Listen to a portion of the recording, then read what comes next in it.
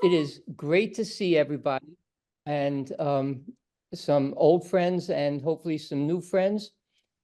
And I just want to say I'm Bruce Cans. I'm an adjunct lecturer and a supervisor of student teachers at the City College of New York in the School of Education. And I want to say before you even start to speak, I would just thank you on behalf of our workshop committee, Workshop Center for Open Education Committee. I want to thank you for all of the support you've been giving us all along and for your efforts to reestablish the Workshop Center for Open Education in the School of Education at the City College of New York. I'm excited. So this is Edwin Lamboy, who is the Dean of the School of Education at City College. Hi, everybody. Good evening. It's great to see you. Great to see some old friends. Bill Crane, I see you. I just want to say welcome. I want to say to Bruce, in response to what you just said, it is so easy to be supportive of you and this committee because you always have great ideas, and I know you are committed to the work, which is what matters. As Bruce said, we are in the process of coming up with ideas to bring back the Workshop Center. That would be Workshop Center 2.0. And I'm happy to share with you that the president of the City College of New York, Vince Boudreau, is on board to help us with getting the funds that we need to bring it back. So we're committed to the center. We're committed to the work that Lillian Weber did for so many years, and to honor the impact that that work had on so many people, including you, Bruce, and many others. So I'm looking forward to, after a very long day of meetings, solving problems, putting out fires with the gift that you gave me, Bruce, to just relax and learn. I'm looking forward to that, to just relaxing and learning from all of you, and I'm very excited about this opportunity to come together with all of you. So thank you. Thank you so much, Edwin. So because City College is seriously thinking about restarting the Workshop Center, and that warms our heart, I want to start with just a brief description of how the Workshop Center started. So this would have been Workshop Center for Open Education 1. And I think a few people in our audience know about the Workshop Center. It was started by Lillian Weber. She was the founding director, and she was the director for 12 years. It was started in 1972, but it really started before then. Lillian Weber was an early childhood teacher. And then she became the director of an early childhood center in the Bronx. She got her master's degree at Bank Street College and then traveled to England to study the infant schools in England and informal education. She came back to New York City. She was hired to be a professor in the School of Education. And one of the things that she said was that the classrooms in New York City are too dependent on talk and paper and pencil. Classrooms need to be active. Children need to be active and to have materials to be active with. Lillian was very much dedicated to having children to creating classrooms that were responsive to young children as they struggle to understand and make sense of their world. That was what Lillian was trying to do. Now, she realized that she was in classrooms, she moved furniture, she helped people to set up their rooms, but she also knew that teachers who are trying to teach in an active way, so you have active children and you have materials, and you can have a wonderful classroom or you can have chaos. And so she realized that teachers needed to have support. So in 1970, she wrote grant proposals, she got funding, and she started the advisors training program. She hired people who were experienced teachers to come to City College and to talk together, to work together, and then to go into classrooms in the public schools in New York City. So this was the workshop center right from its very beginning was rooted in the public schools in the city. And that's a very important thing to keep in mind. Now, Lillian amassed the faculty. She went to professors who were teaching in the School of Education. She brought them into the workshop center. Together, they created classrooms that were full of materials for us, for people who were studying to become teachers, full of materials for people to use so that they could learn how to work with children in an active way. And there were lots of resources for teachers for students now who are becoming teachers to back up their work with the materials. These teachers then went into the Board of Education. It was the Board of Education then, not the Department of Education. And they found their way into classrooms, and they were active. They were teachers who work with children in an active way. Now, the workshop center really assumed that teachers would accept responsibility for planning our own curriculums. From reading the registration information that people sent in, and you asked a lot of questions about how can I teach classes when I'm being forced to teach programmed and scripted learning, I can see that that is a huge problem today. It was a problem back there then too, but a lot of the people who were in the workshop center found ways to teach in responsive ways, ways that were responsive to their children. I want to just talk about my experience really quickly in the workshop center. In 1977, I went to the Summer Institute. I was already teaching. I was a junior high school teacher, and I went with lots of questions. I wanted to get lots of answers to all the questions that came up in my classroom, and I wanted them to teach me how to teach. Well, they didn't answer any of my questions. Instead, what they did was they put us into advisory groups, and I was in an advisory group with an early childhood teacher, with a childhood education teacher, with another secondary ed teacher, and a high school teacher. And we had lots of conversations. I learned so much from listening to the thinking that the early childhood person did when she stood in the classroom, how she thought about child development and how she thought about children finding their way, reading the classroom so they could use the classroom well. The advisors, because we were with an advisor, the advisors told us that we were going to do an investigation that was going to last for the 3 weeks of the Summer Institute. And so they said to us, go look around the 3 rooms that was the suite of the workshop center in the basement of Shepherd Hall. Look around and start to develop a plan for what you want to investigate. It's what you want to investigate. And so here I was, a social studies junior high school teacher. And what did I pick to do? I studied Swedish ivy. I studied this plant for 3 weeks. I did slides. I used this a stereoscope. I did all kinds of things to see the structure of it and so on. And then eventually I looked at books because they had a whole lot of resource material for me to go to.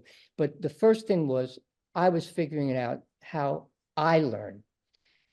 The advisors who were around me knew a lot more about Swedish ivy and what I was studying than I did, but they didn't tell me what to think.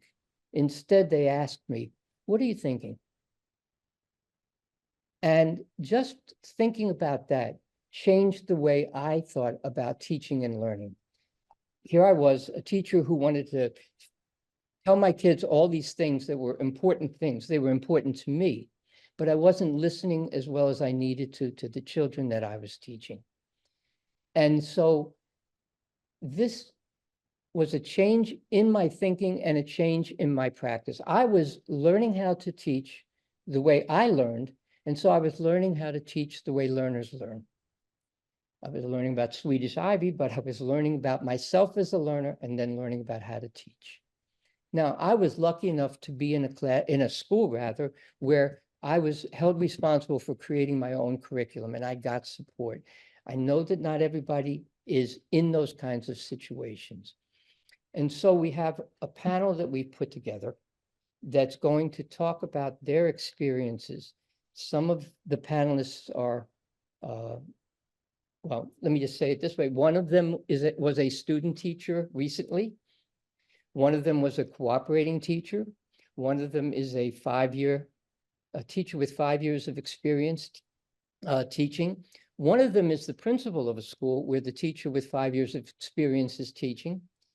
And then we have Catherine Franklin, who's on the staff at the School of Education, who is a professor of education. And so what we're going to do is this. Each of the panelists will present for about 5 minutes. And when it hits 4 minutes, I think I'm going to give you some signal. I'll put my finger up or something so you can see. So you know to close it up. They're going to talk about their experiences teaching the way children learn. And then we're going to open the program for people to ask questions. You may want to put your questions in the chat room. So you can write your questions down or your statements down, or you can use one of the reaction icons, whatever, to raise your hand. So I will call on you. Okay. Now the order is, first is Samantha Munoz. And I had the pleasure of supervising Samantha in the fall semester. She is truly a person who listens to children and really understands what children are actually telling her. So, do you want to start off, please? Sure, I can start.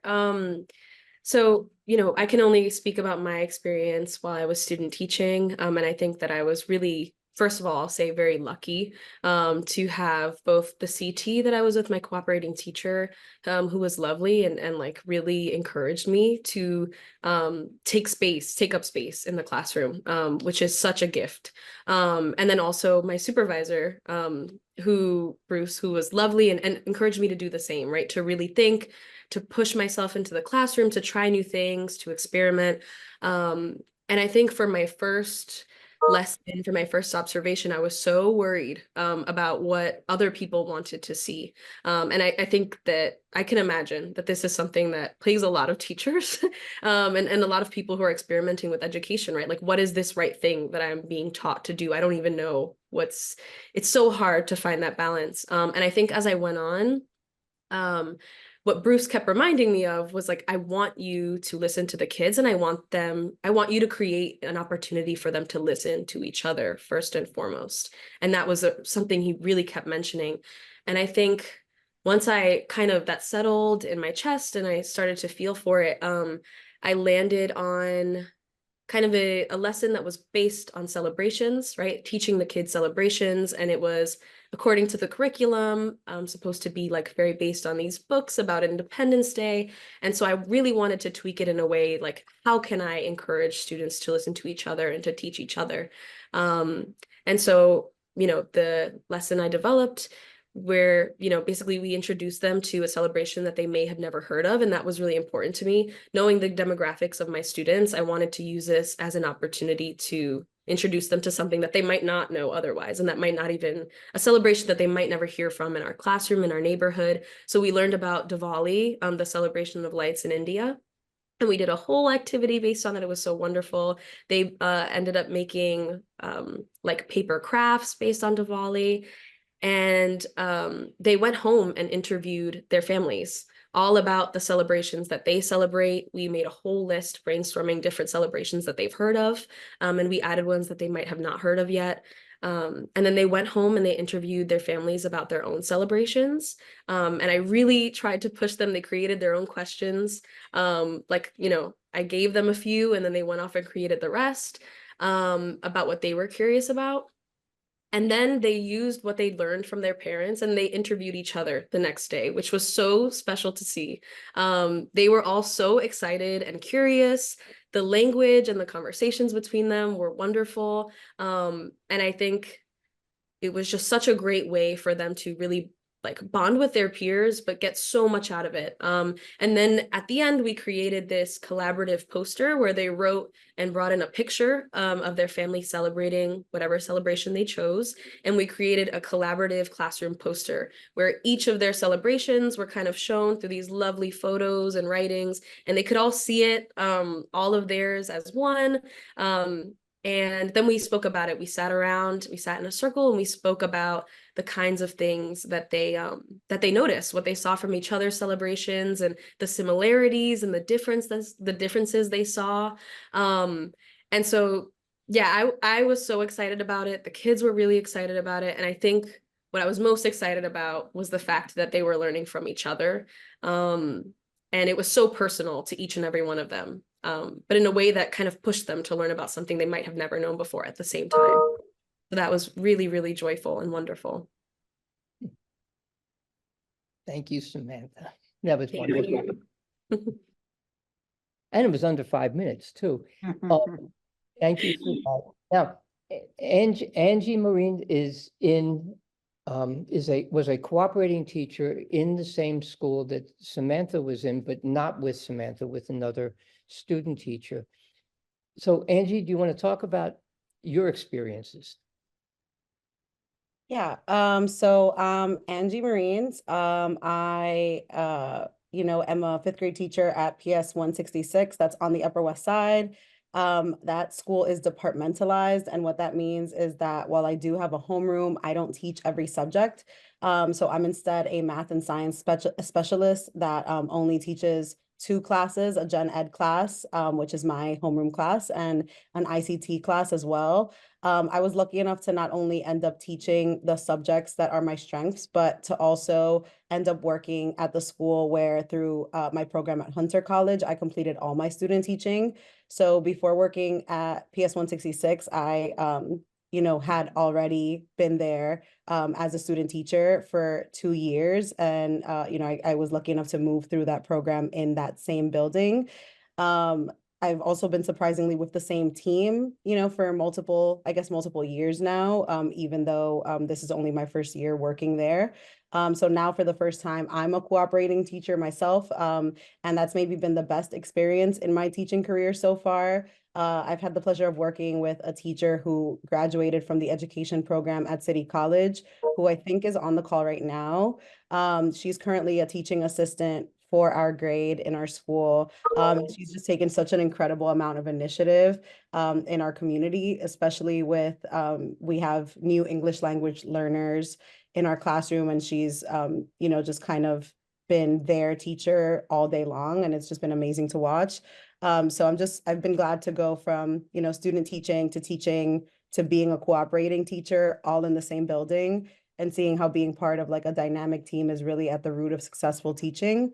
I've gotten to see firsthand the way that, different teachers teach how students learn, just because quite literally while I teach my math lesson in English, this other teacher is in the same room as me, again, just through her own initiative, parallel teaching like a differentiated version of the lesson in Spanish.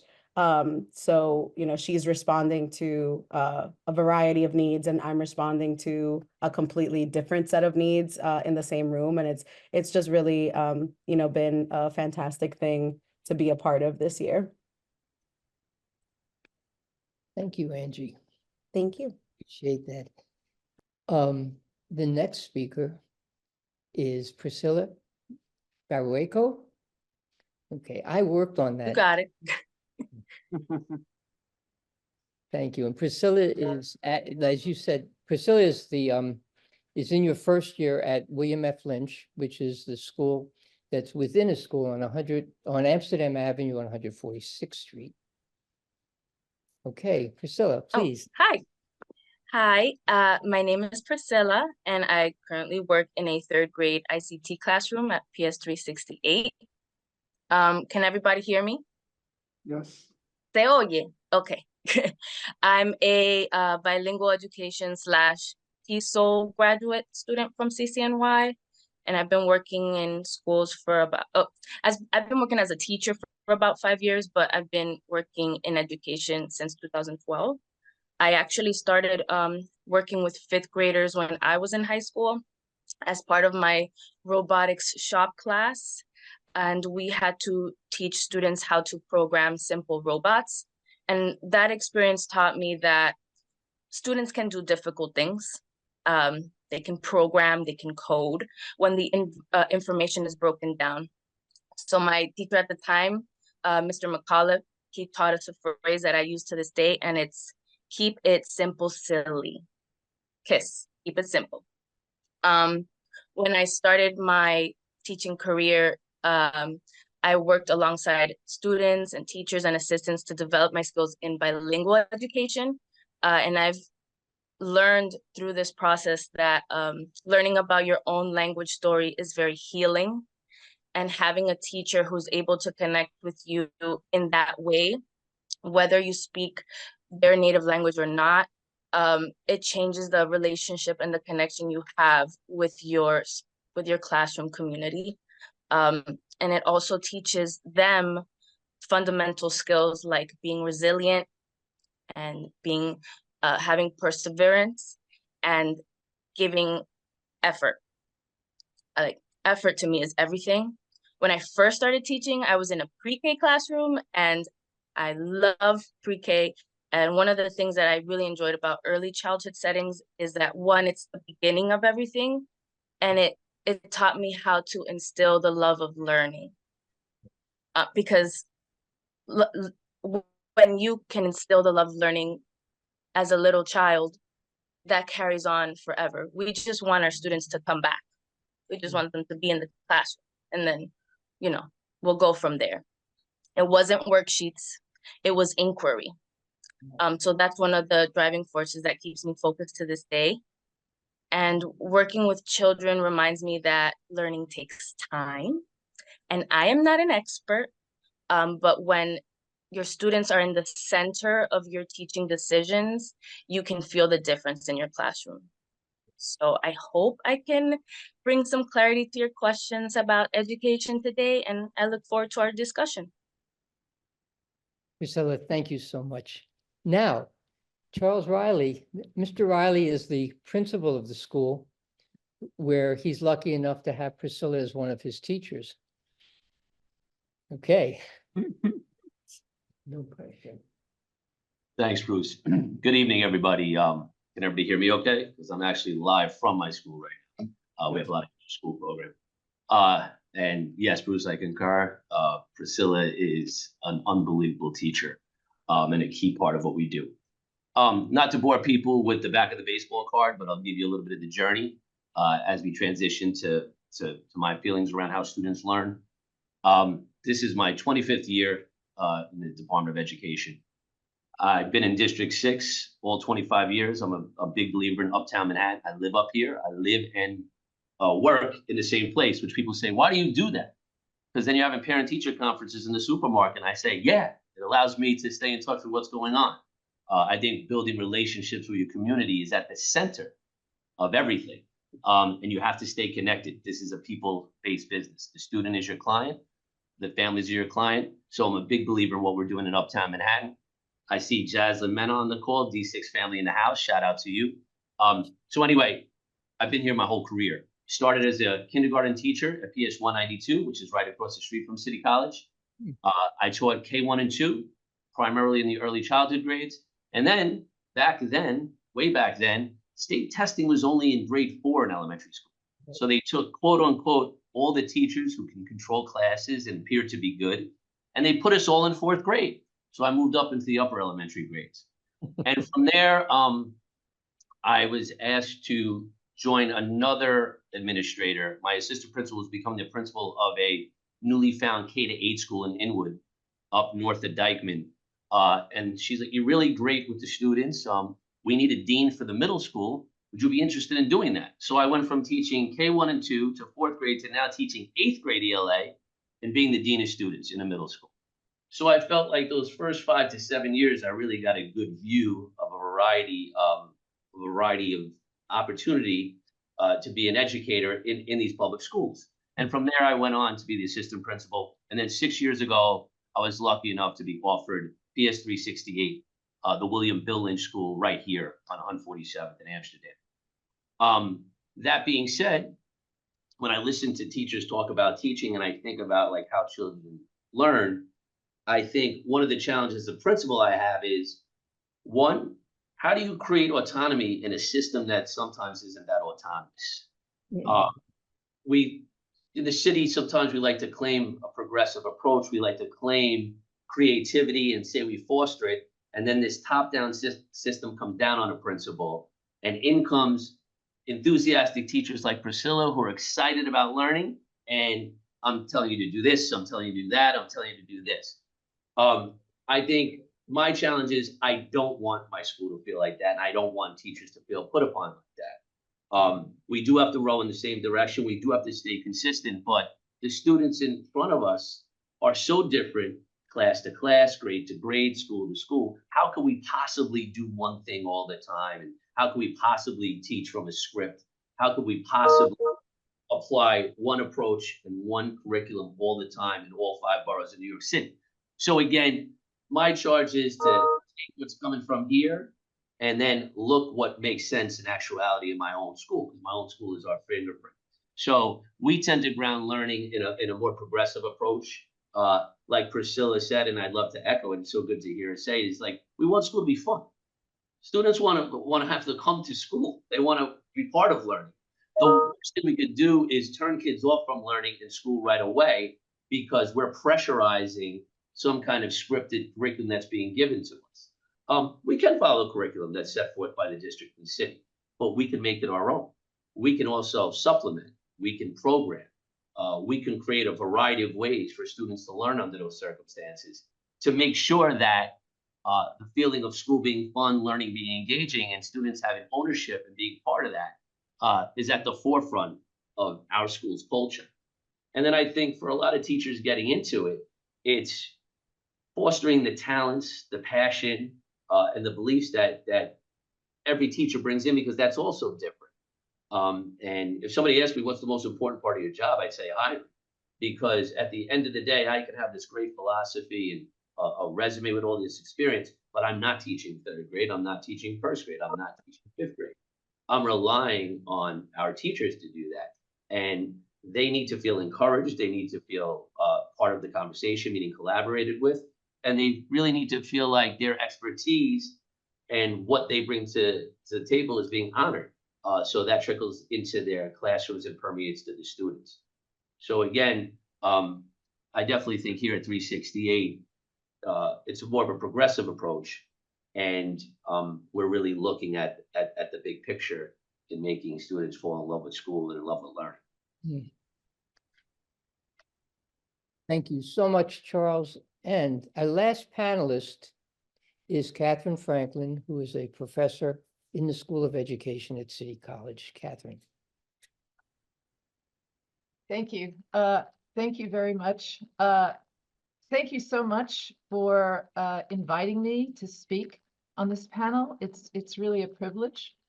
And I loved hearing the panelists before me. I came to City College in 2002. Before that, I was a classroom teacher here in New York. And I also taught internationally. I taught 2nd, 5th, and 8th grade in total for about 15 years before I came to City. And now at City, I am teaching an inquiry course, Inquiry in Education, which is based on the principles of the Workshop Center. And I'm also doing a seminar for student teachers in childhood ed. So I'm hearing a lot about their experiences as student teachers. We meet once a week. And in addition, I teach a social studies methodology course for both undergrads and graduate students. I'll just talk a little bit about highlights from those courses, but then I'd also like to talk about the School of Ed and how we sometimes work with having a lot of time exploring and being in collaboration with each other, which I think is sort of another principle of the workshop center. First, with my courses, for example, with the inquiry course, City is such a beautiful campus, but many of our students are just running from the subway to school, back to their part-time job, whatever. So they're not taking in account the beautiful campus. So in the inquiry, from time to time, we take walks around the buildings just to see what do we notice and to slow the time down so we can just take account of the history, the architecture, the traditions of the campus. They sketch, they ask questions, they talk to each other. And I think in the process, they're becoming more familiar with their surroundings. They have a different connection to it. And they get a sense more of the legacy of this magnificent place. In social studies, we explore children's books that use social studies as a major theme. And the beautiful thing now about social studies is that there are a lot of books that are very much about social studies. So I have them create learning experiences that are connected to that children's book. And then they demonstrate that lesson or a piece of that lesson to the class. And then lastly, with the student teaching, the students come once a week, sharing their stories, trying to make meaning of their experiences as a student teacher. They ask me, what would you do? And I throw it right back to the class. What would you do? And they work in collaboration, trying to figure out a particular student or a particular issue. So it's a dialogue. It's being in dialogue with one another. Within the School of Ed, we have brown bags once a month or so, where we are exploring materials like paper making or paper mache. We had a recent one about using poetry to create a video. And these are faculty, staff, students. The last time it was the students who were teaching us about the video production. And we also have, studying the trees around the campus. But it's this idea of putting yourself back to being a learner and knowing that you don't know it all, and thinking about how you're feeling in the process of learning something new.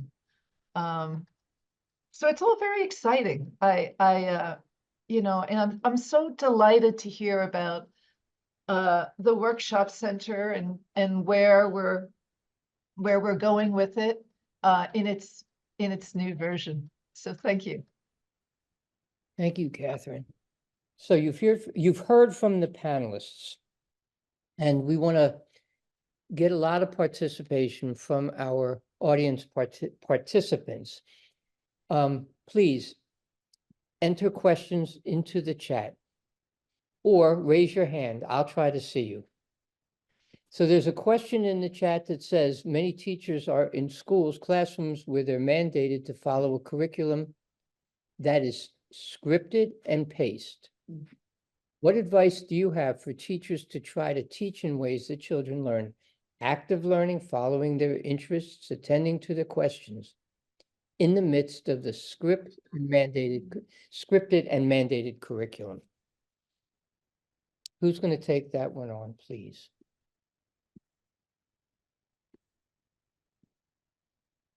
I think I can speak on it for a little bit. So like, of course, we know that our students have to reach their standards and that we're given, scripted curriculum sometimes. I am in a school where at least our math curriculum is a little bit more collaborative, and we can sit down and say like this lesson or these tools aren't working, and usually some change can come from that. So I do recognize that, I'm kind of speaking from a different place. But I think that even when we are working, you know, with a curriculum that is scripted, you know, we know what we have to teach. And as we're teaching it, like on a daily basis, I think that you have to be fluid. And that sometimes even like mid-lesson, you have to change your approach, like as your approach is happening, not in like, you know, an unplanned way, but more of like in a truly responsive way. I know that that was maybe just like a lot of words and it didn't sound like a true answer. But I think it's because there is no, you know, true answer, or at least for me, there hasn't been a true answer of like, well, what do I do? How do I make sure that even with this script, everyone is still getting what they need, every learner is still getting what they need. It's more about like in the everyday, you kind of, I don't know, get used to like seeing it. Like you kind of get used to like figuring it out and finding it mid-lesson, and changing your plan, just like very dynamically. Okay. Thank you, Angie. Nicole, please jump in. And I'm glad to see you're here. Oh, hi. To add a little bit to what Angie just said, I feel like she does a great job because I was her student teacher last semester, and she always does a great job of like if the student doesn't understand, she gives them the opportunity, or like she'll like take her time out to spend a little extra time after she does her lesson with individual students to say like, okay, I know that this is where you struggle a little bit, so like, and she can see that just from because she has to be because that's in PSO the lesson is very scripted. Do you agree, Angie? And then with that, she has to like find what students she feels like is struggling, and she then goes in. And I love that, and I feel like I want to add that to the way I teach as well. And I really admire that. Nicole, while you're speaking, I want to ask you something. Last semester, you taught several science lessons, and you used the commercially produced program Amplify. Okay. And you found ways to use it. Can you talk about that, please? So with the Amplify, what I found kind of like hard with Amplify was that it was a lot of like it was content heavy, right? So it didn't give like we were learning about the water cycles, but they didn't have any like hands-on activities for that. So what I did, I was just like trying to find things like on YouTube or I would like research different projects where they're learning about like the water cycle and the importance of clean water and how we get fresh water through doing projects, right? So they were able to understand like we get our water from like rain and then it goes through like groundwater and then we have to like it kind of naturally filters itself. So this is the one you observed, Bruce, where they filtered the water. So I feel like with Amplify, Angie does a great job of that too. Like he makes it more like he doesn't follow that script. He has it, she takes what she needs from that, like slide wise and stuff like that, and then just makes it her own. So I think that's really important. They're gonna give you the tools. I just think that you can take those tools and then just remix it for your own. And in a way, I feel like Amplify is amazing because they even send you great tools and materials. But I don't know. I feel like a lot of the things I did, I got from the internet. I feel like I feel like you have to use like you used YouTube and what were some other things I used? Yeah, I feel like YouTube, the internet, like ask you, Bruce, myself. So I feel like that's important. Hmm. Who else wants to jump in? I would like to piggyback off of what Angie said. Um, I'm I'm also not in a school where things have to be read like from the text like, verbatim. However, it is important. My mentor taught me that it's important to one, be familiar with your students. How do they access the information? Because I'm not going to waste my time reading the script if at the end of the day my kids are not learning the information. So learn your students and then teach them, use what you have, like Nicole mentioned, use your resources, and then teach them in a way that it's accessible to them. And if there is curiosity about why you're doing something different, that's when you become an advocate and you advocate for your students and you explain, this is how my student, like, let me tell you about my students. I'm doing this because, and then you have your information. our job as educators, not just to be teaching in front of the classroom and reading a script. That's not why we're doing 6 years worth of, of education. It's also to be advocates. So the more you know your students, the more you understand how they learn, and you have proof of it, the better you can advocate for them. So unfortunately, I can't say, listen, do X, Y, and Z. There are some curriculums like the creative, not creative, like foundations, where there are scripts, there are things that are routines that are beneficial to your students, and then there are ways to move around the curriculum. Bruce, Priscilla- if I could add on to that too. 'Cause Okay, and then Edwin will go, but I just want to say, Priscilla, you put a smile on my face. Thank you. So again, and this is kind of just the principal's perspective of it. And I'll go back to something Angie said at the beginning, because to me, what she was really describing is teacher moves. And I think the way I look at a curriculum is that even as a principal that has the own pressures of the district or the city or the mandates or the standards, is that, it's not the plane, it's the pilot. I can hand any curriculum to any teacher. I've seen great curriculums be thrown down a flight of stairs. I've seen terrible curriculums being brought to life. It's the pilot. It's never the plane. And what Angie alluded to and Nicole alluded to, and I see Priscilla do in her own classroom when I'm in there observing her, is a lot of on-the-spot adjusting and teacher moves based on knowing your student well, planning and preparation, reading beyond what's just given to you, even by your administrator and by your coach and by your curriculum. And I think those are the core things that really never fail. A lot of what teachers do that to me leads to success is when they can read those situations that are happening in real time in front of them. Because the best plans, school happens. I walked in this morning, 4 people threw up in the same hallway at the same time. Well, my plan had to change. I didn't keep following my script that I set forth at 5 a.m. when my alarm clock went. And I think it's refreshing to hear not only one of our staff member, meaning Priscilla, say, but Angie and Nicole chiming in too, is like, this is all about adjusting based on student need. And the only way you could do that is you have to know your students well. And following a script is not how you get that done. Great point. Thank you. Edwin. I just want to say very quickly, pretty much repeat what Principal Riley just said. Angie, in your response, you said, I don't know, but this is what I do. Well, let me tell you, you know what to do, because just what Principal Riley said is exactly what we want our teachers to do. You have a scripted curriculum in front of you, but you have the ability to know when to pause, how to reflect, how to make adjustments, how to make changes, and how to deliver to benefit your students. Nobody knows your students better than you. So you do know the answer. You have the answer. Just want to say that. Yeah, I just want to underscore, nobody knows your students better than the teacher knows the students. That is so important. Catherine. I think another idea too would be to visit other schools and other classrooms to understand the practice of your colleagues.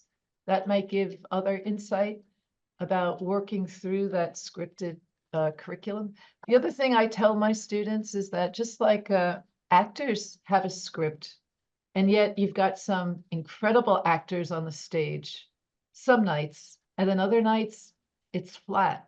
So there's a bringing that energy to the classroom, even if you have the script, making it that sense of urgency. It's the most important thing in the world. But again, reading the children is key. Thank you for that, Catherine.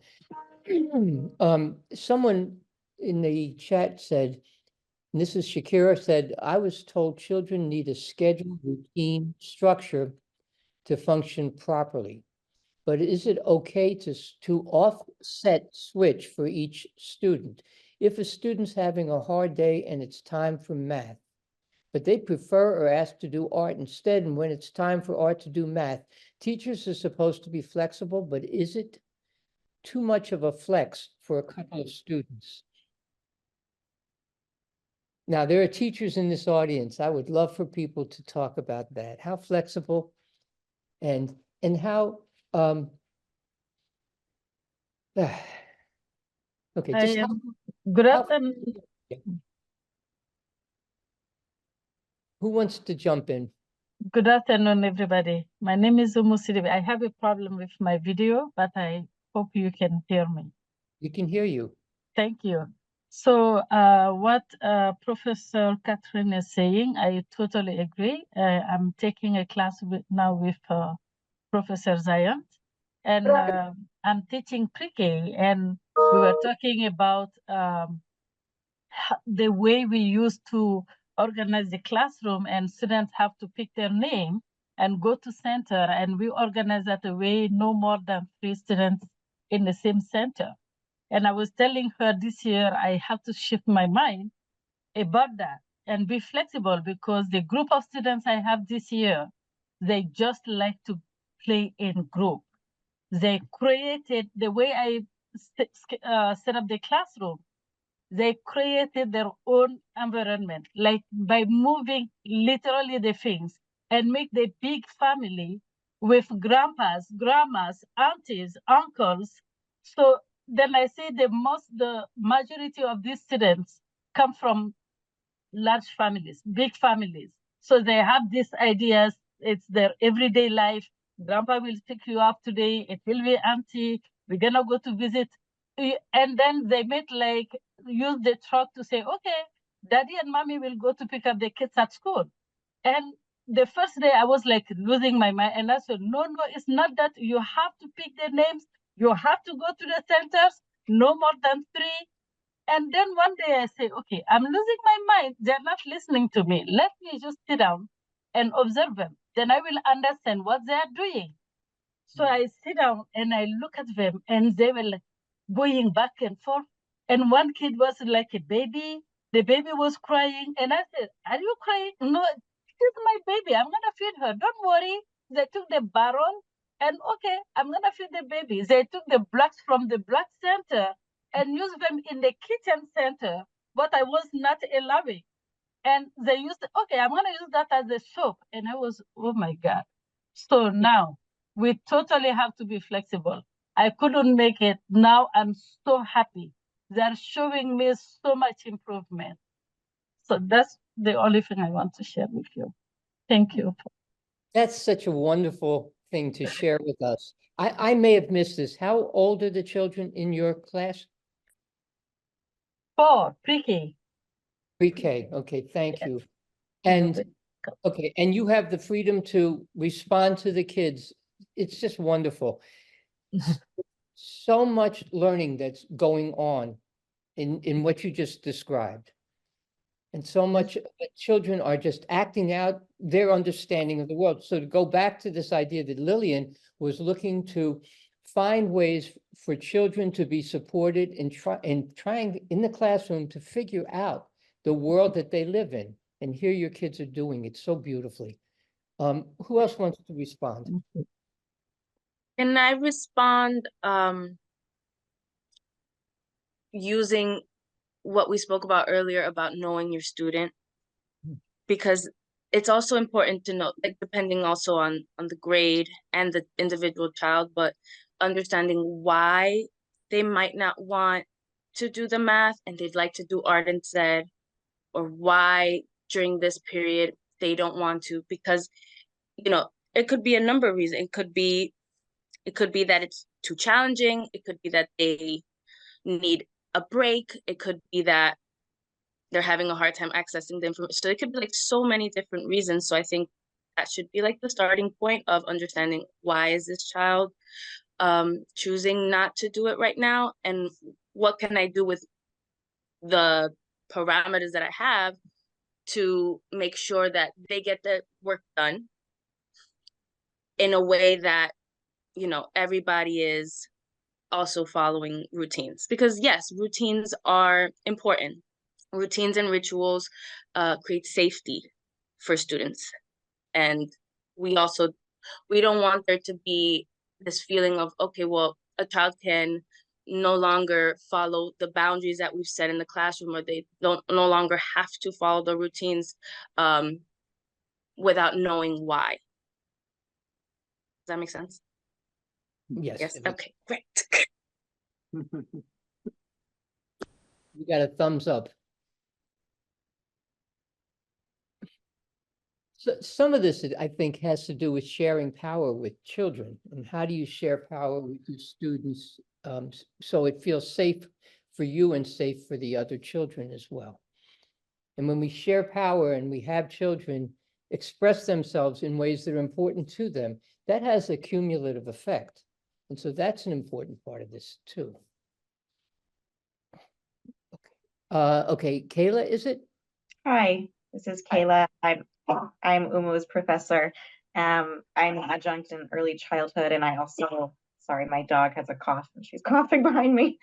I used to teach in an integrated preschool environment, and now I work as a CEIT, supporting children receiving special education services in their general education classrooms. And what we're talking about now, when Priscilla said the word boundaries, it made me think, and then I read someone in the chat use the word, being flexible. It made me think about how I think a lot of people, when they think about curriculum that is emergent, and when you have the opportunity to lead emergent curriculum, they think that you just let the children do whatever they want.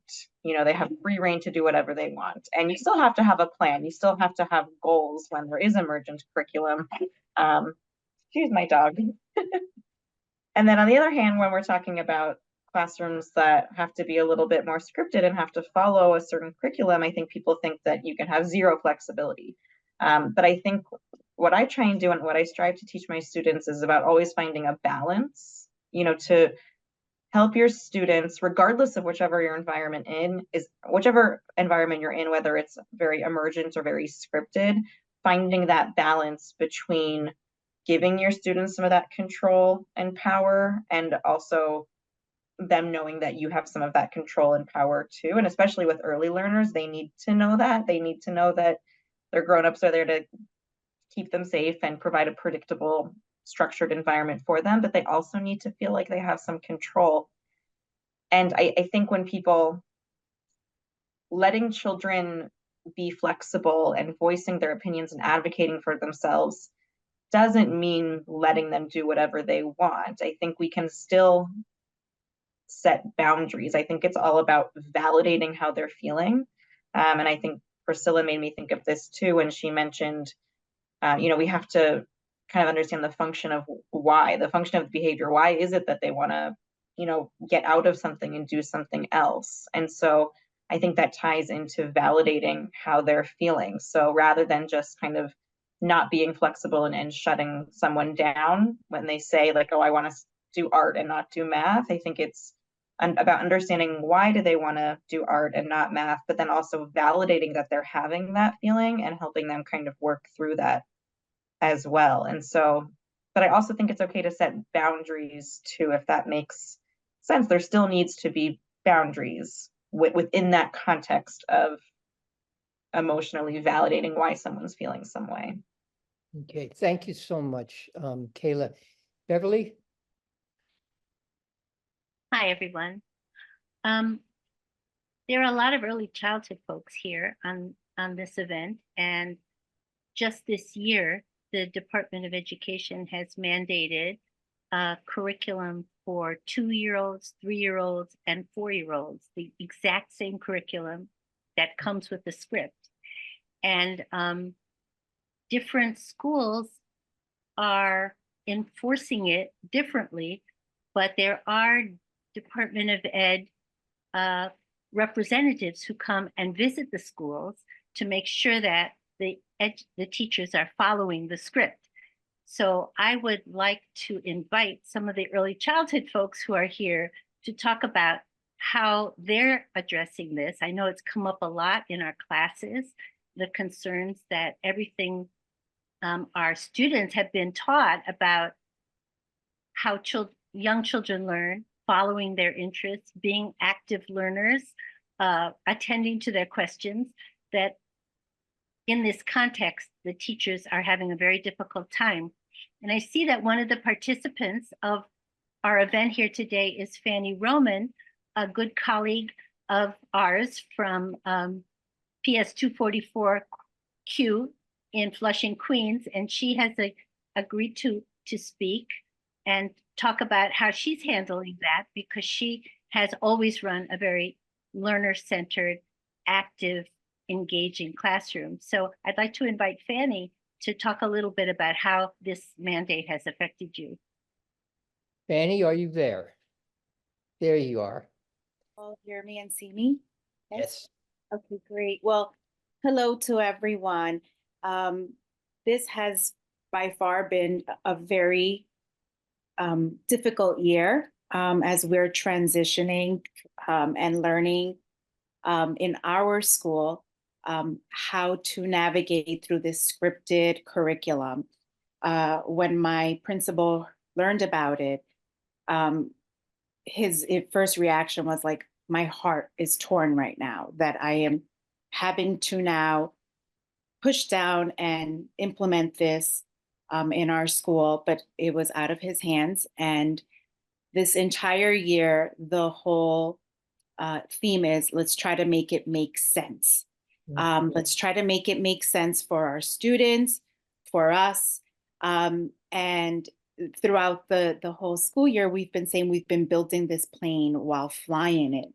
And we're trying our best to maintain that joy in teaching.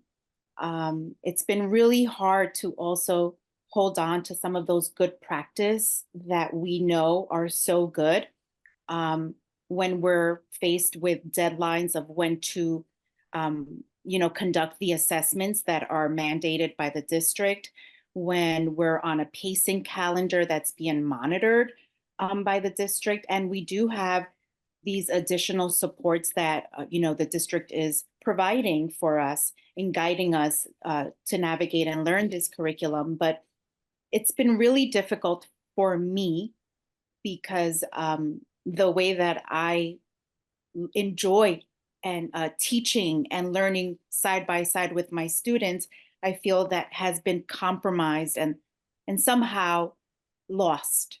I think now we're in a place where we're really looking at this curriculum and saying, all right, where are the places where we can be flexible? We know what's right for our students. We know our students. Where can we be risk takers and revise and remix? And how can we make it make sense for our students? Because we are losing a lot of that, those authentic conversations that come out, the curiosity. It seems like almost some days we're programmed to teach in this way, like we're all doing the same thing, and that creativity is slowly like leaving the classroom, and it's heartbreaking. There's been some days where I've come home and cried. My very first time, I'm just thinking about it and getting emotional. My very first time that I had to facilitate and administer one of these end of unit assessments, as I was reading the passages and the questions, I couldn't believe that this is what I was doing in my kindergarten classroom with my students. And it was a little personal for me as well, because I currently have my own child sitting in a New York City public school, learning this new or being taught the exact same material that I'm teaching my students. And I got really teary-eyed as I was administering this test. And yeah, it's I'm losing that joy, but I'm really doing my best to hold on to it, because there's still a lot of great things that we do in our school, choice time and so many other things, but there's always this, race against the time and keeping ourselves in this pacing calendar that's so new for us. But we do have a strong principal who's, really lifting us up and really trying our best to make the best out of this. But it is really like a top down. We've been making some adjustments. and you know, when we make those adjustments, we see the difference immediately. My student teacher is here as well, Sophia. We took a book from the module that we're currently teaching, and I instantly changed it because it was such a great read aloud, and it had lots of great content that I knew the 2 days that we were told to teach it and the questions to navigate through for that book was not enough. And some of the rich conversations that came out of just a picture walk and really spending time and connecting the text with the students. I mean, there were some really great responses from our, you know, my 5-year-olds and 6-year-olds that I almost didn't ever have to, like, up till this day, where I just knew that this was something that I had to change and do right there and then. Like, I wasn't just going to follow that script. So knowing the audience and who our students are, the families, and making those adjustments is definitely what's been working as I'm navigating through this new curriculum. Thank you. Thank you so much for sharing that, Fanny. That's a beautiful example of what Lillian Weber used to call looking for the cracks in the sidewalk, because that's where the grass can grow. Yes. And that's what we all have to do in this very, very constrained and heartbreaking, we agree, setting that so many of us are being put in. And perhaps I know that in the early childhood community, amongst the teacher education programs, there's a lot of work going on now to interview early childhood educators about how this curriculum is impacting their practice. And we're hoping to come together and do some advocacy to see if there's some way that we can change and impact the policies so that our children can really be responded to in the ways that they need to be in order to learn in the best way possible. So thank you for giving us a beautiful example. Thank you, Fanny, and thank you, Beverly. There are a lot of questions about early childhood education in the chat.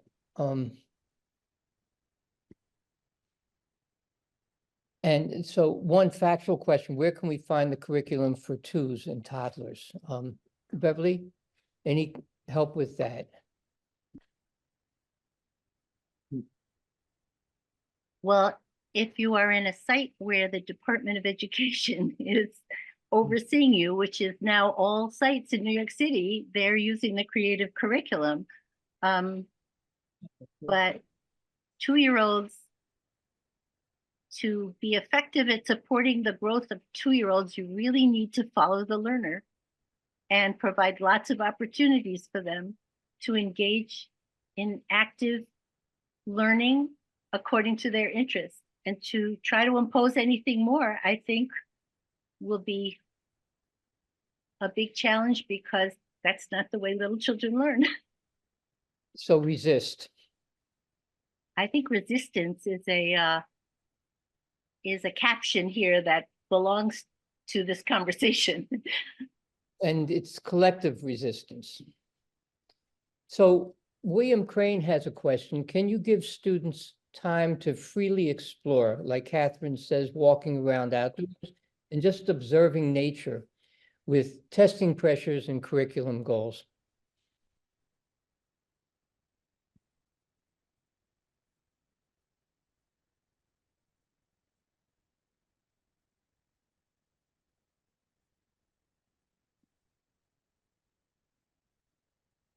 Can you Yes. repeat that Yes. question? Oh, sorry. Sorry, I got it. Yes, you can do both. The only reason I'll say that, Bruce, is, and I'll give this because there's a lot of validity where everybody's coming from. But one challenge here 6 years ago, when I was asked to take the principalship here at this school, was a progressive school, a fight back school. And the hard part about being a progressive school in a system that's not progressive is, where do you fit in? And I appreciated the passion of the parents, the curiosity of the students, the diversity around learning from the teachers. However, the school was losing enrollment year by year. the test scores, because there was divisiveness about, do we take the test, do we not take the test, are we progress? We're on the floor, and there was a lot of teacher turnover. So in the midst of trying to figure out this progressive philosophy, the school had 4 principals in 6 years, 8 to 9 teachers would leave, and enrollment went from 270 to 143. Now, resistance is good, belief is good. The reality is there is no school without students, and we are a school that exists in the public school system. So when I came in, I had to look at those things. The only thing I could say, and I don't want to say a great job by me or us, but the reality is we have 256 students today. Our test scores are now in the 40s. We're off of that CSI list that I also inherited as the first in my first 3 months as principal here, from data that I had nothing to do with. And we're more progressive today than we were 6 years ago, in my opinion, because we're collaboratively making decisions for kids. We're navigating the rocky waters of change. Like Fanny alluded to, 3 years from now, when there's a new mayor, new chancellor, guess what? We're going to be dealing with the same thing again. And I'm not poo-pooing. I can't. I'm the principal of a public school. I get a rating like everybody else. What I'm doing is similar to what her principal did, which is not just make sense of it, but find a way to thrive within it. You can resist certain things at certain times. You got to be strategic and pick when and where to do that. You can accept things like learning standards and student achievement. There's a lot of my students here that are very good test takers and will go on to the Columbias and the Beacons and do very well. There's a lot of great artists in my school who are going to draw and dance and hit the Broadway stage. I think part of it is like, and it sounds really cliche, I have to offer everything to everybody. There's really a lot of pieces of the pie here. And if we follow a script or not follow a script, or we just polarize everything that comes our way, I think that's the problem. I think as a school community, we, one, created consistency. My teachers don't leave. My students continue to come, and they have a principal that's not going anywhere. You have to get somewhere so it's a consistent voice. Then two, we're in, like you all know, you're in City College. You ever look at Hamilton Heights, what I consider Harlem because I'm a New Yorker? Do you know what kind of diverse population we have here? We're 67% free and reduced lunch, the rest not. We are socioeconomically diverse, we're ethnically diverse, we're racially diverse, just here in this little school. How can I not validate every piece of the pie that's walking through the door in terms of what student success looks like? So I think what I try not to do here is let the highs get too high and the lows get too lows and really just make decisions for the 254 all the time. And I do it through, like we're talking about, developing our teachers to have the freedom to make those adjustments, pick their spots, use their creativity, but also come to a consensus so we do row in the same direction in the system we work for, and do that same thing with parents. Our parents are partners in this. We got to kind of come to a consensus and believe in the same thing.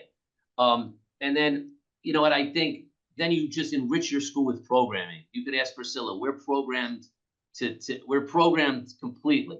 In-school programming, after-school programming, before-school program, Saturday school program. Schools have become a center for the community. They're not just schools. This is long gone the 8 to 3 business. Summer's off and you want to get home, that's great, but that's not what we do here. You know, it's just the reality of the situation in the community that we work for and the students that we service.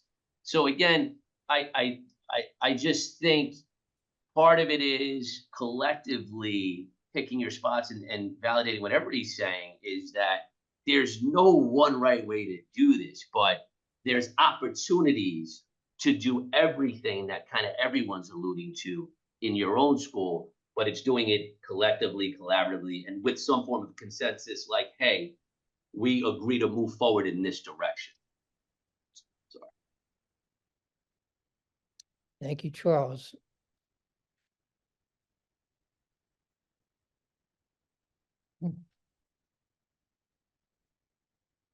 Yamika, you entered something in the chat. Do you want to speak about it?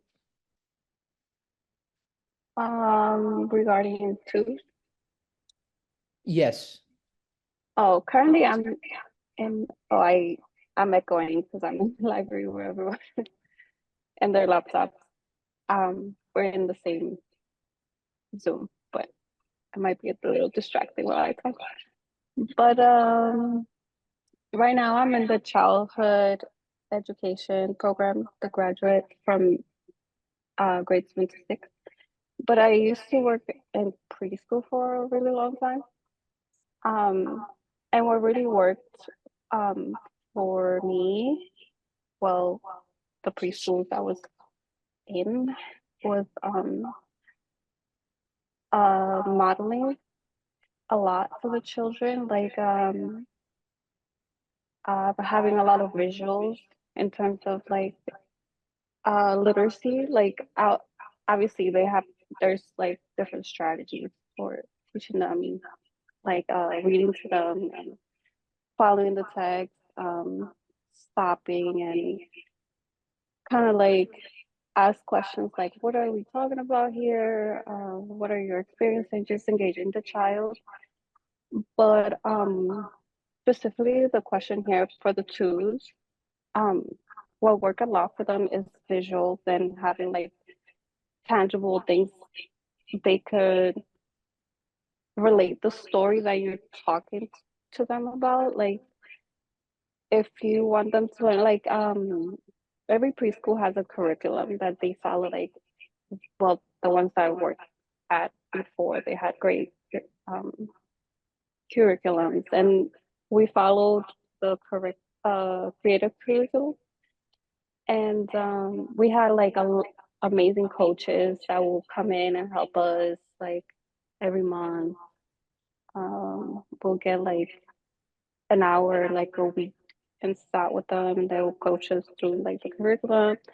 And what they encouraged a lot was um, making it fun, making learning fun for them, in terms of uh, engaging them, like um, making it, how can I say this, relevant to their experience. You know, like if you're talking about, like I said in the chat, like if you bring in a book about pumpkins or like autumn, bring like engage the parents with bringing like leaves from outside so we could talk about leaves and the changes that are happening outside. Or um, if if the book is about pumpkins, you bring in a real pumpkin, have them touch it, like have like even buy little pumpkins for them to color it. Um, one time I had like a lesson about planting seeds, and they loved it because they got dirty, you know. They love getting dirty. Like twos love getting into things. So they love the experience of like putting the seeds in the dirt and then watering every day and then seeing them grow. Thank you, Yamika. And when you talked about bringing in a pumpkin, I was thinking about what my wife used to do in her early childhood classroom, where they carved the pumpkin, but they also left it in the room in a tray and watched it over the months to disintegrate and turn to liquid. And the kids had all kinds of questions about why it changed that way. So having things that are real for children where they can investigate and really ask questions about those things. There's been, well, I want to ask a question about for teachers in general who are in our audience, and that is, how do you decide what to teach? So it's a very general question, but I'd like you to just think about, how do you make your decisions about what it is you're going to teach?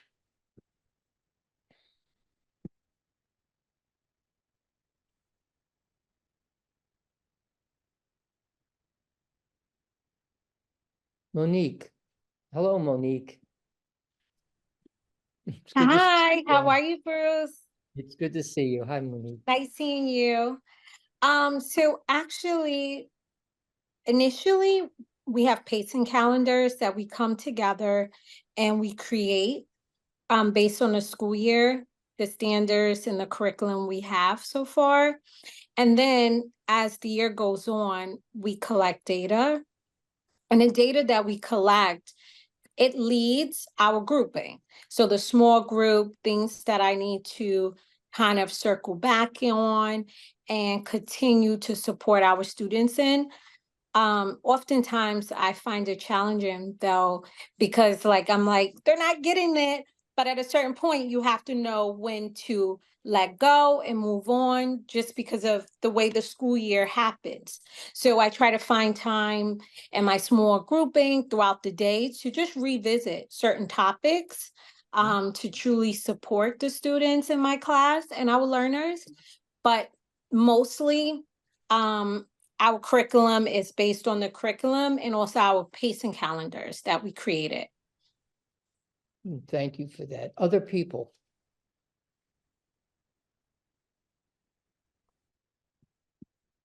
Can I add on to what Monique Go said? ahead. So apart from the pacing calendars and doing those assessments at the beginning of the year, you can also have a beginning of the year survey for prior to the school year even starting, and gather information about your students, about their families, about their home languages and their interests. And that way you're starting off the beginning of the year with, yes, where they are academically, but also how you can incorporate maybe field trips that would engage the learner, or activities in your small groups or in your facile stations, where you can have activities that serve them academically, but also, have their interests involved, so that you're meeting the needs of the whole student. Thank you, Priscilla. Other people?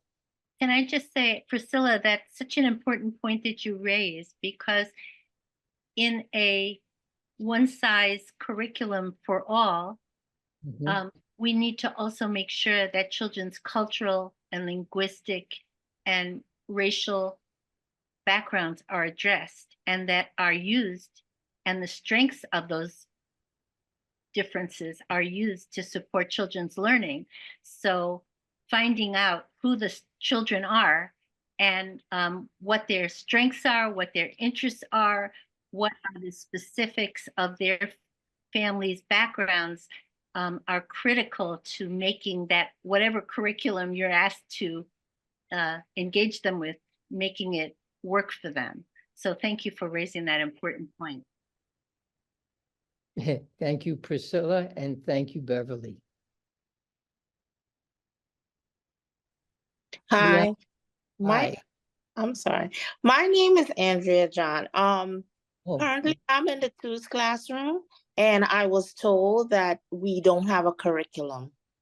So what I do, because I have been a 3K teacher for the past 5 years, I take the TSG from the 3K class and I modify it for the toddlers because I don't have any guide. So in order to teach them something and it be substantial, like in today's world, some ideas, I could get from bouncing off of it, I just modify it. And that's the only thing I have to work with. But there's no curriculum for the twos at my job. Andrea, thanks for that. I have a feeling that if we take the time to look at children and how they engage with each other, they will tell us what we need to teach them.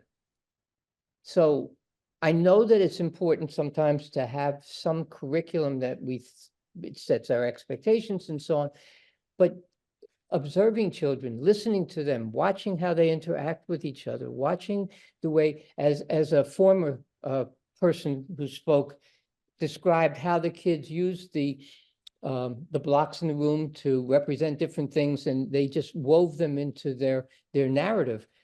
So much of that kids will create, and they will show us what we need to help them with. Leanna, is it? You had your hand up, so go ahead, please. One of the think that is important in our school because we are on the other side now. Hey, can you be a little louder? It's hard to hear. Hold on 1 second. Is that better? That's better. Okay. One of the things that's important in our school is trying to create a program that is enriching. So and by that, like with the sciences and music and the arts and things. So what we try to do is we try to make sure that for every hardcore priority standard that we're teaching, that there are extension programs for it, like either the students are going to take trips to make sure that they go to the museum and see the art or even historical things that go behind what they're doing in classes. And a lot of times we notice that there are gaps in the learning. So what we have to do is we actually take this curriculum and look at the standards from a vertical alignment, and that helps us make big decisions about what each grade is going to do. When we look at data and look at trends and see where students have gaps. Thank you for that, Liana. There was a comment, this is from Umu, who had spoken before, and she said, I will say, when the kids ask you a question about a new thing they're discovering, that will be the moment to teach them about the new thing. Let's say the students asked you why it's dark in the night. That's the moment to teach them about the solar system. Bill Crane, I see you have your hand up. Yeah, people have mentioned about encouraging children and watching their interests and so on in order to teach them. I want to ask or present the possibility that we could learn from the children. Most children begin life with more curiosity than we as adults have. That's my observation, that they enter life, the 2-year-olds, the 3-year-olds, they're just so spontaneously curious and capable of such extreme, intense wonder at the world that adults become, that lose that. So I wanted to know, do you feel that that possibility, can we learn from children? It was mentioned that the children love to put their hands in the dirt. Sometimes adults get back to that and they learn that gardening somehow nourishes the soul. There's something about putting one's hands in dirt. It's not education in terms of anything measured by a standardized test. It goes in, I can't think of any other word than the soul. It nurtures us in our well-being at some deep level. Children love to do that. So I'm just throwing out the idea. Do any of you ever find yourselves learning from your children?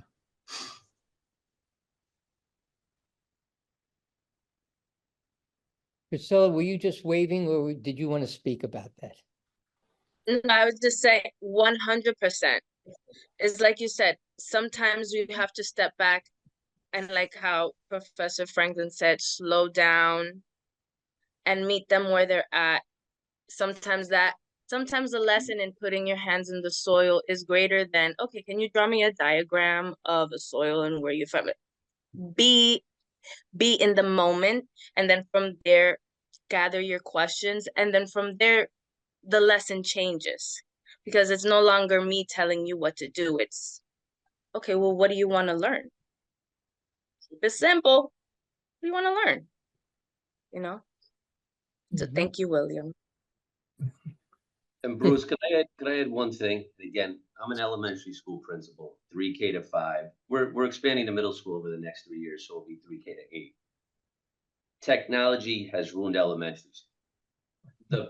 The amount of PowerPoints that I have to sit through in K1 and 2 there was never PowerPoints in elementary school. Okay. When people are talking about putting their hands in the pumpkin, putting their hands in the dirt, how about short paper and markers and sitting on the rug in a circle? I mean, I understand that we don't know the world our students are even entering because things are moving at a pace with things like AI and technology. And I'm not absent of the fact that technology has to be incorporated in school. I'm not ridiculous about it. But 6-year-olds were never sent to sit there and watch a teacher hit slides at the frequency that we do. The technology in early childhood has become convenient for planning and unpacking standards. It's not conducive to deepening student understanding and learning. And I'm not doing this to make Priscilla feel good, but I mean, this is the world we live in. I'm her principal, she's the teacher.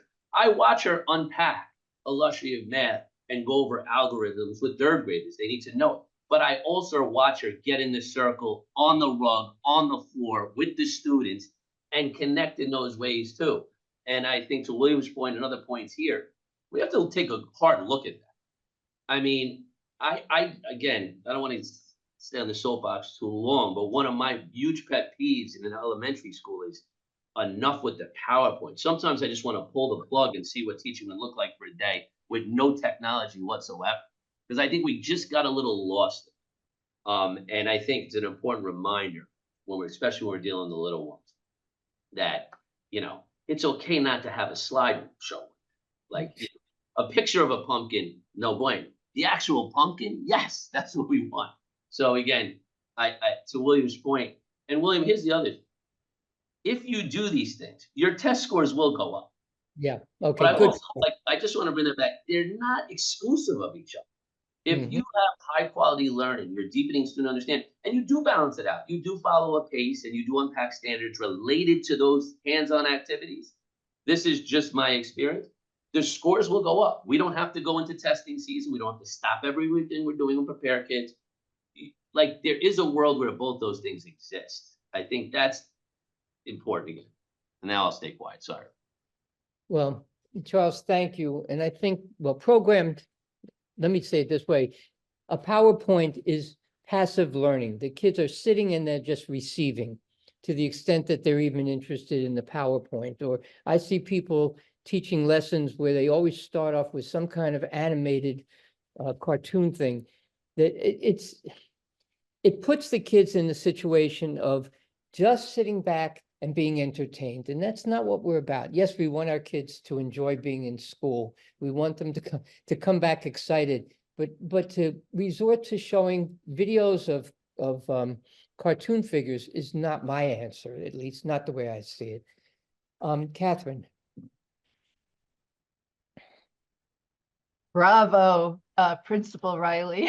I so agree, 100%. And again, I see technology as a tool. I see its use, but it should not be the dominating factor, really. It's just a mere tool. Let's not idolize it. But one thing I wanted to say, when Bruce was talking earlier about sharing power between the teacher and the students, trusting the students' questions, it also speaks to the importance of trusting the students. It goes beyond sharing power. It's about believing in the students and believing in the authenticity of the questions that they have. But for them to create questions, they've got to have an experience. They have to have materials to explore, or they have to have some event where they're puzzled by it. And certainly not coming from a PowerPoint or other things. You need the real thing. Get them outdoors, get them to explore. I have my students, I do a tour of the school event with my undergrads for third, fourth, and fifth and sixth floors. We go from office to office. And then I ask them, what would you do as a classroom teacher? What kind of school tour could you give your second or third graders that would be of interest to the children? It can't be that difficult to take a class on a little tour of their school, to visit the principal's office or the nurse's office or the maintenance, where maintenance, there's fascinating places for children to investigate if they have the time to do so. Thank you, Catherine. Kayla? And then Beverly. Hi, I wanted to go back. I'm still stuck on Andrea feeling lost, like she doesn't have this curriculum for her twos program. And I just kind of wanted to speak to anyone who's in the early childhood department and feeling, I know some people have emergent curriculum and they need to plan their own curriculum, and some people have more scripted. And I wanted to just, for someone like you, Andrea, who's feeling like you don't have anything to go off of, I wanted to actually reframe what curriculum is. I think when we think about curriculum in early childhood and in all grades, we think content, like we have to study something, we have to learn about the life cycle, we have to learn about space, we have to learn about community helpers. But I kind of wanted to reframe an early childhood curriculum is not just about those quote unquote studies, but about building relationships with each other and about learning about yourself and learning about your community. So if you don't have any set curriculum to go by, as long as you're putting out developmentally appropriate materials and providing developmentally appropriate experiences where they get to learn about themselves and learn about each other and their world, and it's all within the context of teacher-child relationships, then they're going, that's a success. They're going to get more out of that than if you did some kind of rote study after study after study that doesn't come from them. Like the work of a young child is learning about who they are within this community. And so if you're able to put out enriching materials where they can learn about themselves and learn about their world, then you don't need anything else. You don't need anyone telling you, what kind of studies to do, if that makes sense. Makes a lot of sense. Thank you so much, Kayla. So next, Beverly, and then Bob Lubetsky. Yeah, I just wanted to follow up on that comment and on Principal Riley's comment and on Catherine's comments. In the last couple of decades, the contribution of neuroscience has helped us a lot to solidify what our understandings about what learning, powerful learning can be.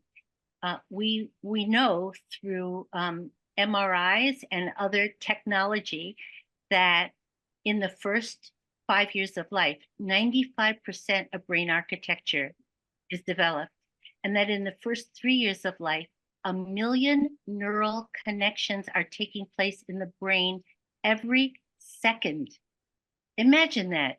That's 1 million neural connections.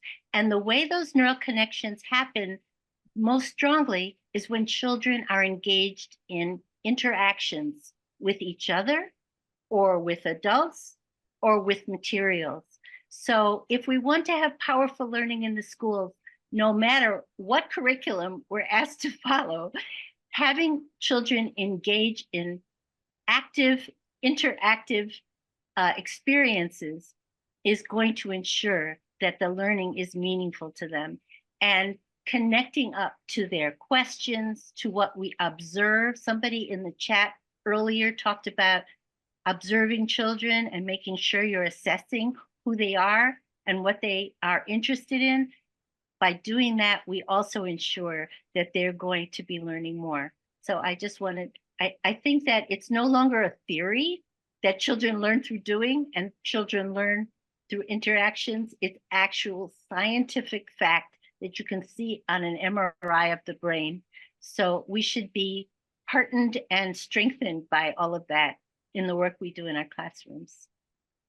Thank you so much, Beverly. Bob Lubetsky.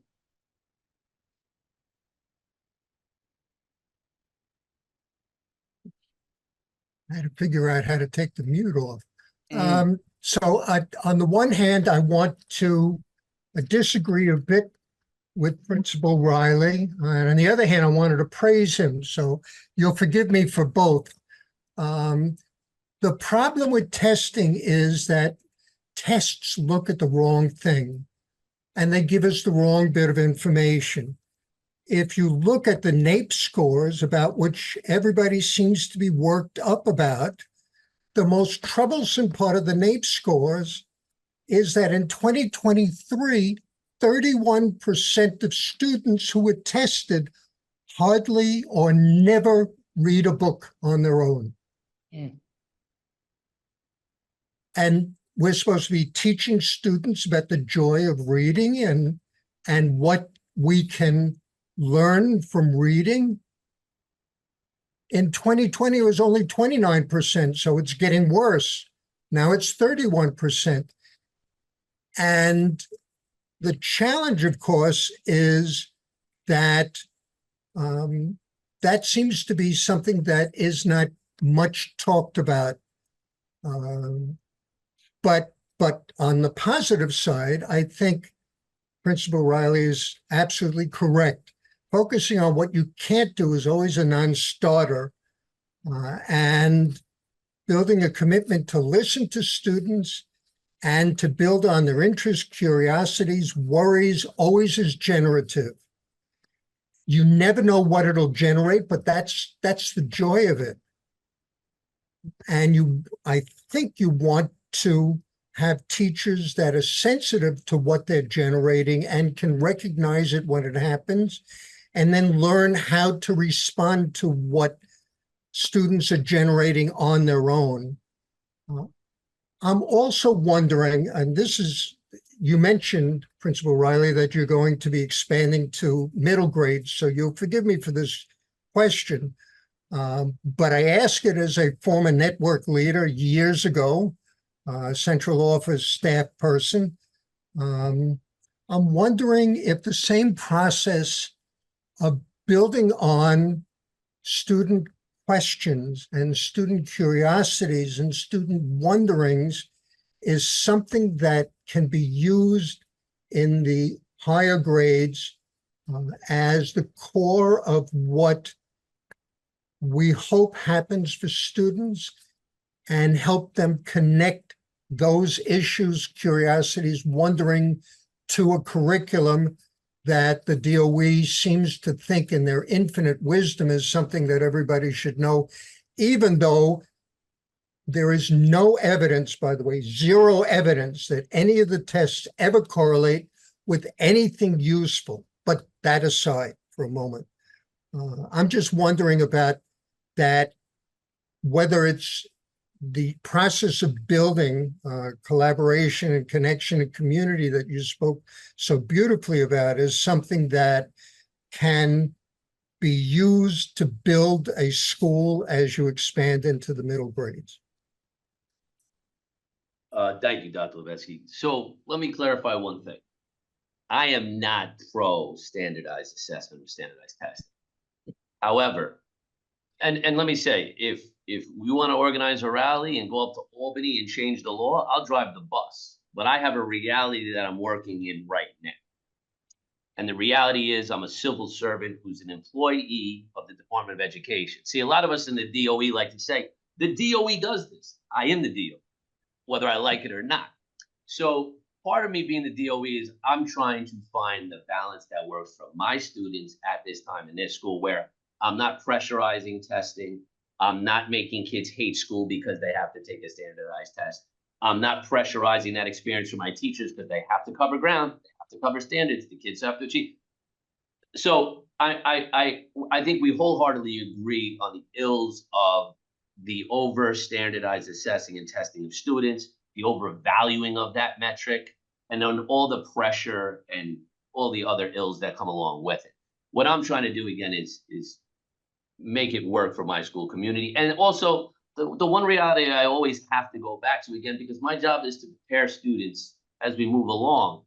And unfortunately, I always think about it in a practical way. Everything just requires a test that they're going to have to do. I look at testing almost like a genre, like a skill they're just going to have to understand. When something's put in front of you, here's how you try to go about doing your best so you're not freaked out about it. Because the last time I checked, to be a principal, I had to take a few of them. To be a teacher, you had to take a few of them. To work for the post office, the police department, the fire department, the doctor, a nurse, a lawyer, so on. I could go on. But there's a test involved in all those things. So again, not justifying, but trying to make it make sense is that this is something that 99% of our students, if we never gave one in school and they entered into that, they'd have to do that at some point in some way. anyway, but I agree with the ills of it, and it's ruined things in a lot of ways. Getting into the middle school expansion and promoting thought and exploration and getting students to think like that, obviously, as then we get into the next pressure is what high school you're going to and all that. I think part of the reason why I'm so big on this middle school expansion and becoming a 3K to 8 school, meaning you can enter at 3 years old and leave at 14, is that one, early on, we want to foster a culture of that. So as our students grow into pre-adolescent teens and move through middle school, they've grown up in a community, they've grown up home where they're in a place that values students' opinions, probing ideas, thinking, real world context, creativity. Again, that's what we want. Two, we talk about knowing students well and impact. Man, if you stay with us from 3 years old to 14, it gives us that precious time to learn about you, your family. Of course, we all know how wonderful middle school is. We take a bunch of kids hitting puberty and throw them into school for 3 years, and by the time we even begin to figure them out, they leave us. So again, I think part of why I'm so big on that 3K to 8 model, and then getting back to your question about how students learn and how students think about learning and how questioning and how we foster that, is like that's why I want this for our school community, because I think like this school started K to 5. We added 3K and pre-K, now we're adding middle school, because I learned more from my 3K and pre-K students and teachers than I learned in any PD I sat in. I mean, I didn't know how it worked because I had no experience with it. And I saw the value of curiosity and untainted curiosity of 3 and 4-year-olds, and how they love coming to school, learning and becoming part of this little ecosystem called their classroom. So again, I think part of that expansion is I'm trying to lay that foundation early when students are 3, 4, 5, 6 years old. So when they're 11, 12, 13, and 14, and things change for them socially and emotionally, we're kind of grounded in a place as a school culture that kind of fostered that from the door. Where do I sign up to be your teacher, by the way?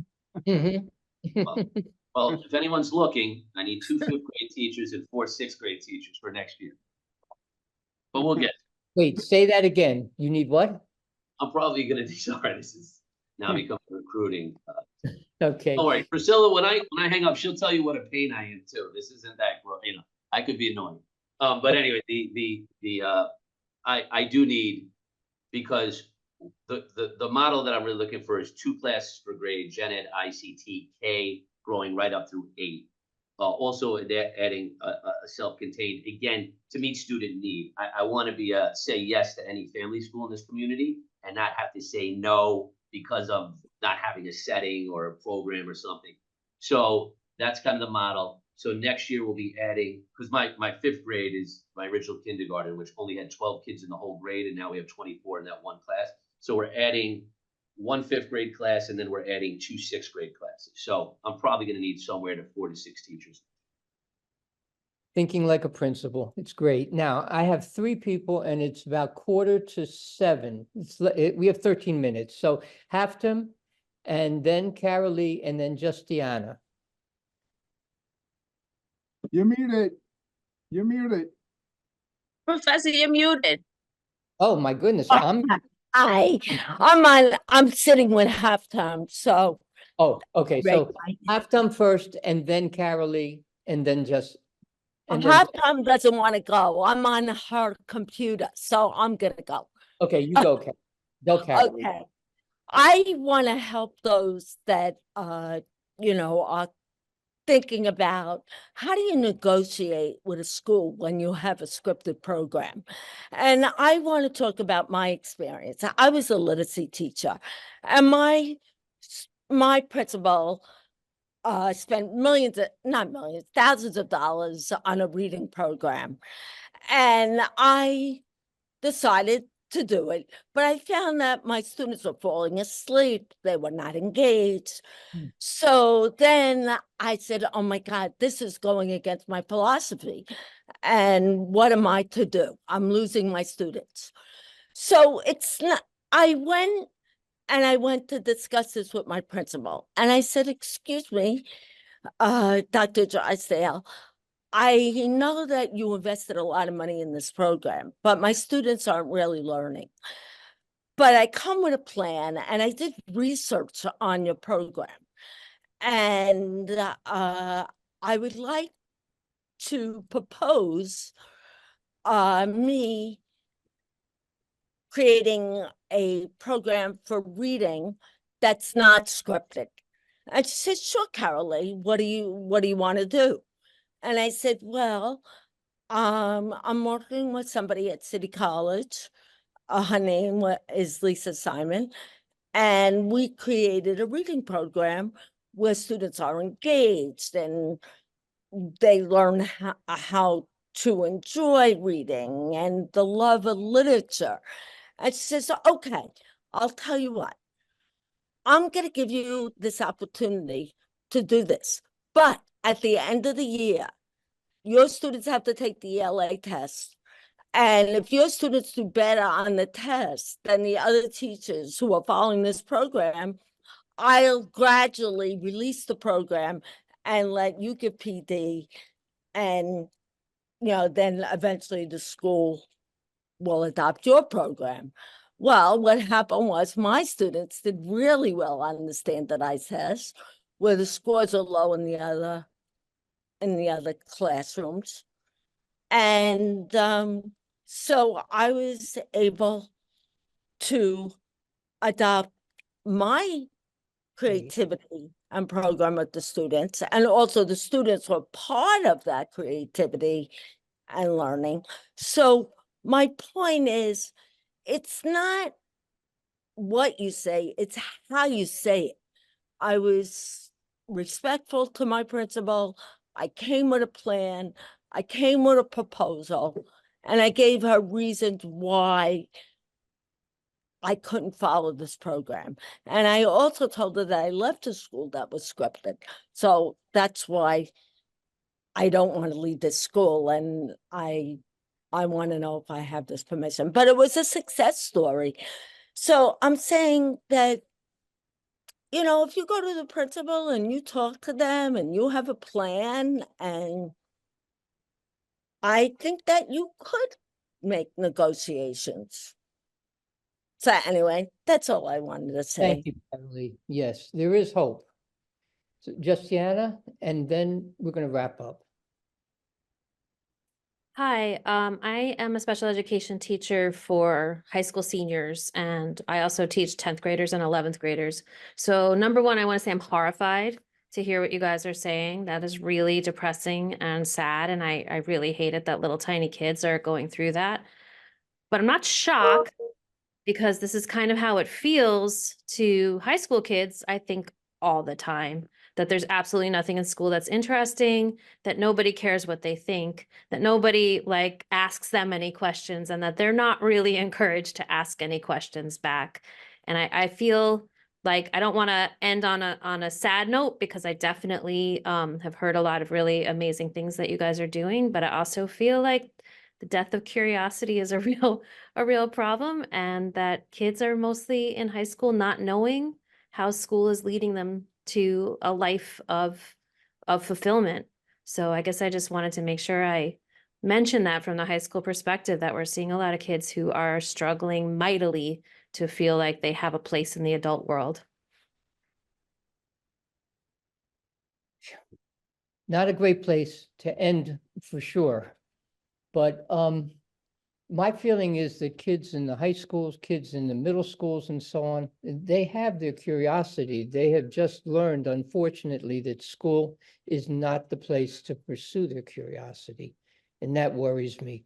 But I think it's been wonderful for us. We've had an almost 2-hour-long conversation where we've come together. We have people from early childhood, people from elementary school, people from middle school and high school. We have teachers, we have paraprofessionals, we have professors, we have students in the college. And the idea is to bring people together so we can have these conversations. And this is why we want to restart the workshop center. One of the things I want to say about teaching is it can be very isolating. we kind of go into the classroom, we think all the eyes are on us and we're responsible for everything, but learning is social. And so we have to find ways to bring ourselves together so we can have these conversations. What we're planning to do, this is the workshop center committee is planning to do is to have in-person workshops at City College. And we'd like to stay in touch with everyone. We will keep sending you materials, and I want to thank everyone for being here today. It's been a pleasure. So go back and change the world, please.